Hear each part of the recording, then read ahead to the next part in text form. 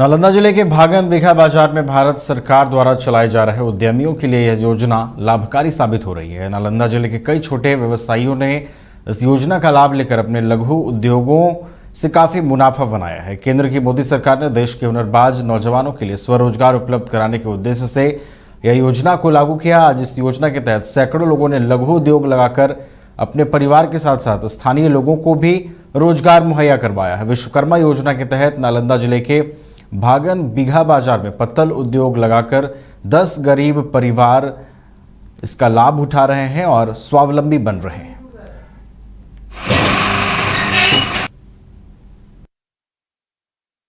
मेरा नाम रवि रंजन पांडे, ग्राम प्लस पोस्ट भागन बिघा, थाना रहुई, जिला नालंदा, बिहार के निवासी हूँ। आप ये काम जो कर रहे हैं उद्योग वाला कितने दिनों से कर रहे हैं? 3 साल से कर रहे हैं और 2.5-3 साल से कर रहे हैं। हम है, भाई है, भाई का बेटा बेटी है, कोई 6 लोग हम लोग हैं। आपको कैसे जानकारी हुआ इस योजना के बारे में? पीएम विश्वकर्मा के तहत बीजेपी के लोग आए थे, जैसे डॉक्टर सुनील हो गए, तो वही आके भाषण दे रहे थे पीएम विश्वकर्मा के बारे में, तो उन्हीं से हम सुने थे। कैमूर के भभुआ प्रखंड के सोनहन थाना अंतर्गत तरहनी गांव के रहने वाले युवक को जमीन विवाद के चलते गोली मारकर घायल कर दिया गया। वहीं घायल को अस्पताल में भर्ती कराया गया। पूरे मामले पर डीएसपी शिवशंकर कुमार ने बताया कि सोनहन थाना के तरहनी गांव में सूचना मिली कि एक व्यक्ति को गोली लगी है। दरअसल तरहनी गांव के गोविंद सिंह और अरविंद शाह के बीच कुछ दिनों से विवाद चल रहा था और इसी विवाद के बदले में प्रतिशोध की भावना में आकर इस घटना को अंजाम दिया गया है।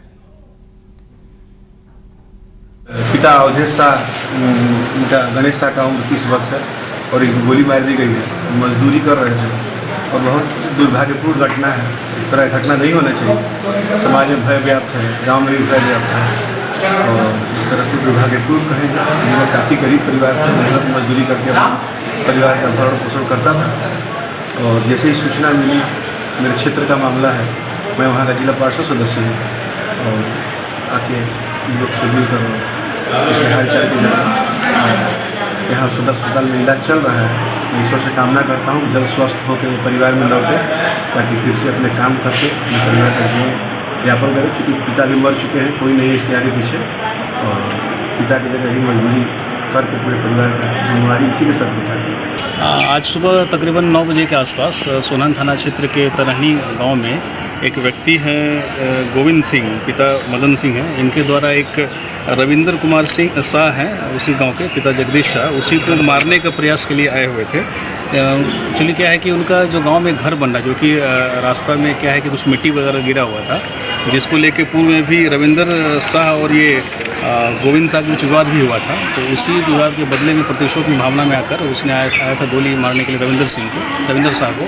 बट गोली जो है वहाँ पर काम कर रहे एक मजदूर है गणेश शाह, जो कि उनके चचेरे भाई भी लगते हैं, गोली उनको लग गई है और गोली जो बाह में लगकर पैर में लगी है, लेकिन उन खतरे से बाहर है। हम लोग उनको तो तत्काल हॉस्पिटलाइज कराया है उसको और वो खतरे से बाहर भी हैं अभी। और जो अपराधी है उसको भी हम लोगों ने गिरफ्तार कर लिया है। उसके पास से उस जो प्रयुक्त देसी कट्टा है वो भी बरामद किया गया है। 4 जिंदा कारतूस भी है और हम लोगों ने पैलेट्स भी जो डॉक्टर्स के द्वारा शरीर से निकाल लिया गया है। नवादा जिले के मुफस्सिल थाना पुलिस को लूट कांड के विरुद्ध बड़ी सफलता हाथ लगी है। नवादा के मुफस्सिल थाना की पुलिस ने बीते 29 अप्रैल को हुए लूट की घटना में 3 नाबालिगों को हिरासत में लिया है। इनके पास से लूट की रकम, मोबाइल आदि भी मिले हैं। सदर डीएसपी सुनील कुमार ने बताया कि घटना में शामिल रहे अन्य आरोपियों की तलाश जारी है।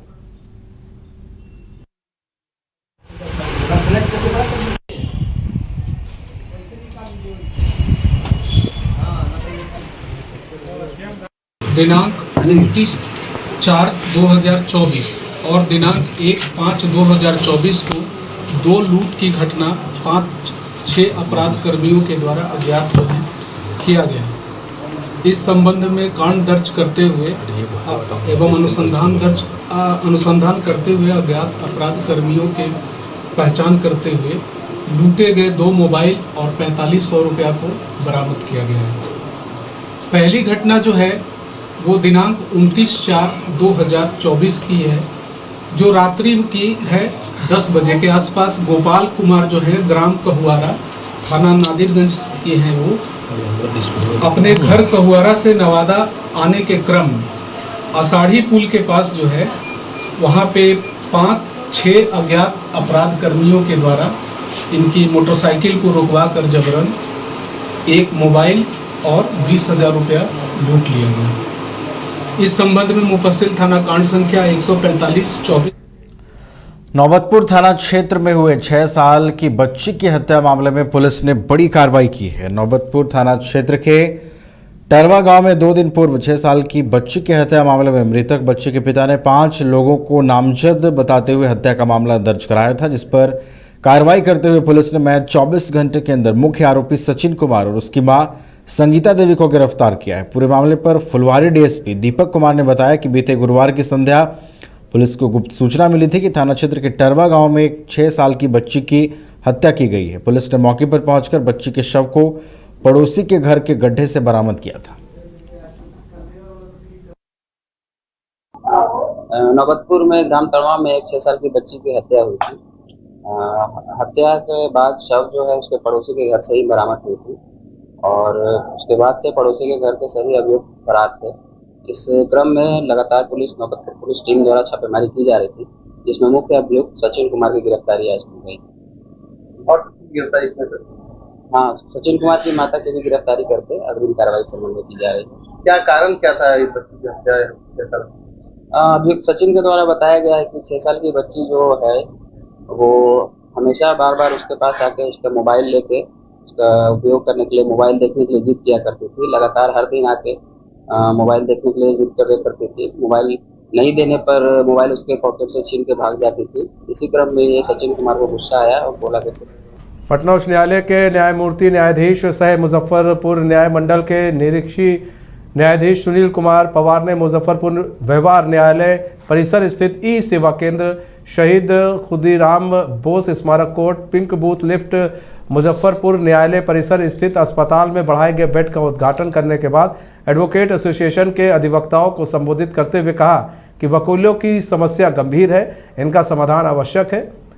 जगह उपलब्धता पर वकीलों के बैठने के लिए G4, G5 बनाने की दिशा में विचार किए जाने की आवश्यकता है। वहीं मुजफ्फरपुर बार एसोसिएशन के अध्यक्ष और महासचिव ने जानकारी देते हुए बताया कि पटना हाईकोर्ट के न्यायमूर्ति न्यायाधीश वकीलों के सुझावों की दिशा में आवश्यक पहल करने का आश्वासन मिला है।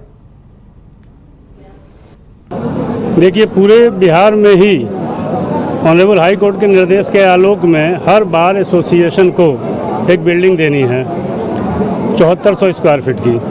मुजफ्फरपुर में 1 वर्ष से ज़्यादा हो गया, जगह का चयन ही नहीं हो पा रहा है। दोनों एसोसिएशन में इस मुद्दे पर थोड़ा तालमेल का भी अभाव है। दोनों अपने अपने तरफ खींच रहे हैं, इसका नतीजा आज तक कुछ भी सार्थक नहीं हो सका है। जहाँ तक दूसरी सुविधाओं का सवाल है तो ऑनरेबल जस्टिस ने जो एश्योर किया है, हम तो उस पर भरोसा कर रहे हैं, इसलिए कि इससे पहले जो भी वादा करके गए हैं उसको उन्होंने पूरा करने का भरसक प्रयास किया है और लगभग पूरा हुआ भी है। एक बिल्डिंग मुख्य समस्या है, दूसरा सर्टिफाइड कॉपी और दूसरी चीज़ें हैं। उसके लिए हम लोग भी जान रहे हैं कि स्टाफ की कमी है।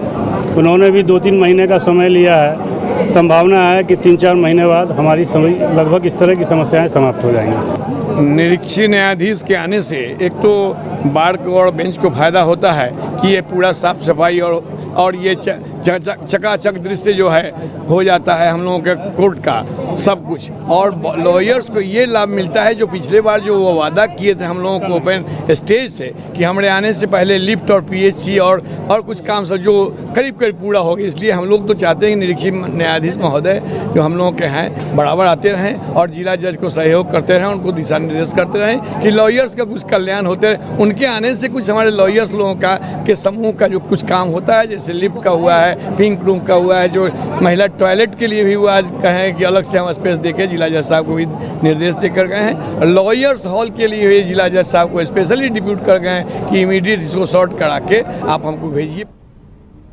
इस बुलेटिन फिलहाल इतना ही। मुझे दीजिए इजाजत। तो खबरों के साथ बने रहने के लिए देखते रहिए न्यूज़ 22 को। नमस्कार।